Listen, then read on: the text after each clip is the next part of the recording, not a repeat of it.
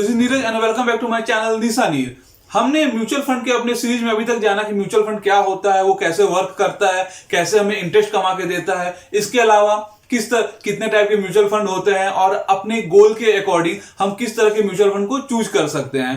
तो हमने ये जाना कि म्यूचुअल फंड 3 तरह के होते हैं, वेल्थ क्रिएशन, टैक्स सेवर और रिटायरमेंट। तो वेल्थ क्रिएशन के बारे में हमने जान लिया कि अगर आपका शॉर्ट टर्म गोल है तो आप ऐसे म्यूचुअल फंड में इन्वेस्ट करें जिसका इक्विटी एक्सपोजर कम हो और लो रिस्क एसेट क्लास में एक्सपोजर ज्यादा हो। और अगर आपका लॉन्ग टर्म गोल है तो आप इक्विटी एक्सपोजर जिसका ज्यादा हो या 80 से 90% हो उसमें इन्वेस्ट कर सकते हैं। और आज हम जानेंगे अपने दूसरे म्यूचुअल फंड के टाइप के बारे में जो है टैक्स सेवर, यानी आप म्यूचुअल फंड के थ्रू कैसे टैक्स सेव कर सकते हैं उसके बारे में जानेंगे और ये कैसे वर्क करता है। दोस्तों, मैं अपने चैनल में शेयर मार्केट से रिलेटेड, इन्वेस्टमेंट ऑप्शन से रिलेटेड और फाइनेंशियल एजुकेशन से रिलेटेड वीडियोज अपलोड करता हूं। तो अगर आपको इसकी जरूरत महसूस हो तो मेरे चैनल को सब्सक्राइब करें और मेरे वीडियोस के थ्रू अगर आपको थोड़ा भी फायदा मिले या कुछ नॉलेज मिले तो मेरे वीडियो को लाइक करें, शेयर करें और कमेंट करें। तो आते हैं आज के टॉपिक पे जो है हमारा टैक्स सेवर म्यूचुअल फंड। ऐसा मैंने आपको पहले बताया था कि जिनका एनुअल इनकम 5 लाख से ऊपर होता है उनको टैक्स देना होता है।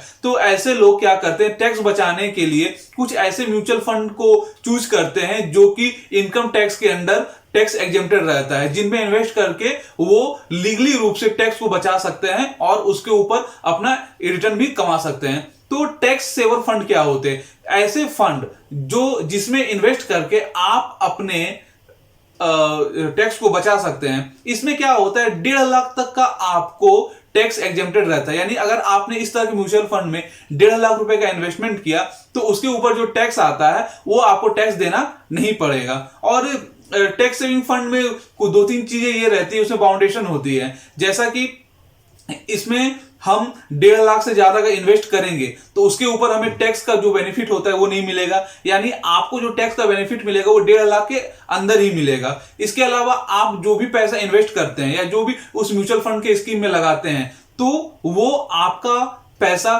3 साल के लिए लॉक हो जाएगा। यानी इसका लॉकिंग पीरियड जो रहता है वो 3 साल का रहता है। लॉकिंग पीरियड मींस क्या होता है, जैसे बाय चांस आपने अगस्त 2022 में कुछ पैसे अपने टैक्स सेविंग फंड में इन्वेस्ट कर दिए, तो अब आप अगस्त 2022 से 3 साल काउंट कर लीजिए। यानी अगस्त 2025 के बाद ही आपने जो पैसे इन्वेस्ट किए हैं उसको आप निकाल पाएंगे। अगर आप एसआईपी भी करते हैं तो भी आप जिस टाइम पे पैसे डालते हैं उसके 3 साल के बाद ही आप उस पैसे को निकाल सकते हैं, उसके पहले आप उस पैसे को निकाल नहीं सकते। यानी आपका पैसा बिल्कुल लॉक हो जाएगा।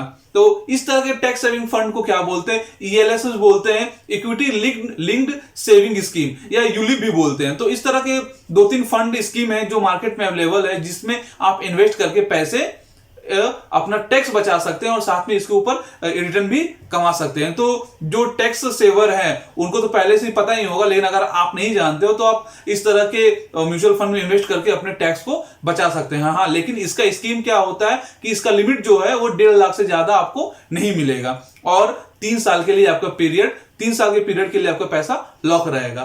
तो टैक्स सेविंग फंड के बाद आते हैं हम सबसे मोस्ट इंपॉर्टेंट म्यूचुअल फंड के बारे में जो है रिटायरमेंट के लिए। तो रिटायरमेंट एक बहुत ही इंपॉर्टेंट पार्ट होता है हमारे लाइफ के लिए। हम लोग अपने लाइफ में पूरी उम्र काम करते हैं और लाइफ के लास्ट स्टेज में जब हमारे पास कुछ समय रहता है तो उस समय हमें पैसों की बहुत जरूरत होती है और उस समय हम नहीं चाहते हैं कि हम किसी और के ऊपर डिपेंड रहें। तो उसके लिए हमें अपनी तैयारी पहले से ही करनी पड़ती है।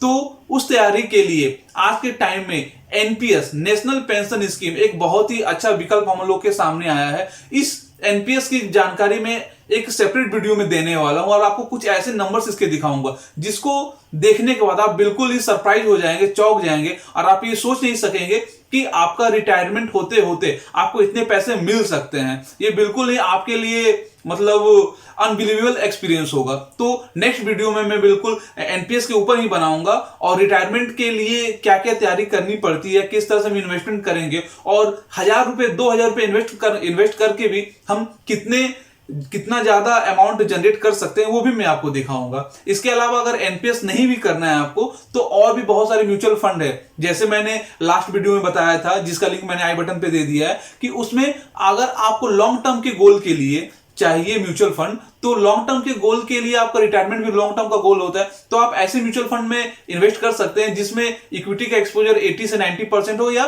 60 से 80% हो। तो इस तरह फंड में भी आप यूज कर सकते हैं, लेकिन उसमें आपको कुछ बेनिफिट नहीं मिलती है जो आपको एनपीएस में बेनिफिट मिलती है। इन सभी चीजों को मैं अपने अगले आने वाले एनपीएस के वीडियो में बिल्कुल अच्छे से बताऊंगा, डिटेल में समझाऊंगा। तब तक हमारे चैनल से जुड़े रहिए और हमारे वीडियो को शेयर कीजिए, लाइक कीजिए और कमेंट कीजिए।